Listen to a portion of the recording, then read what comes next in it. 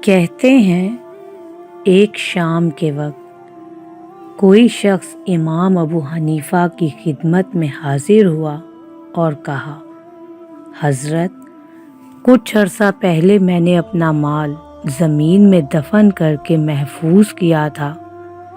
اب جب ضرورت پڑی ہے تو یاد ہی نہیں آتا کہاں دفن کیا تھا۔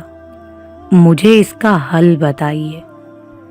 امام ابو حنیفہ نے جواب دیا، یہ کوئی فقہ کے عالم کا کام تو نہیں جو تجھے یہ بتا سکے کہ تو نے اپنا مال کہاں دفن کیا تھا۔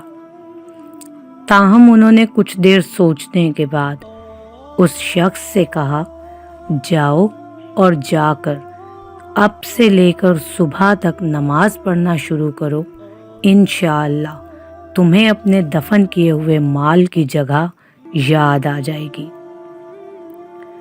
اس شخص نے گھر جا کر نماز پڑھنا شروع کی۔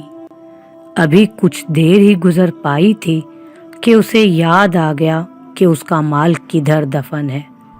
فوراً وہاں جا کر اپنا مال نکال لیا۔ دوسرے دن صبح کو امام ابو حنیفہ کی خدمت میں حاضر ہو کر انہیں اپنے مال کے مل جانے کی اطلاع دی اور شکریہ ادا کیا۔ اس کے بعد اس نے امام صاحب سے پوچھا، آپ کو کیسے پتا تھا کہ مجھے میرے دفن کیے ہوئے مال کی جگہ یاد آ جائے گی؟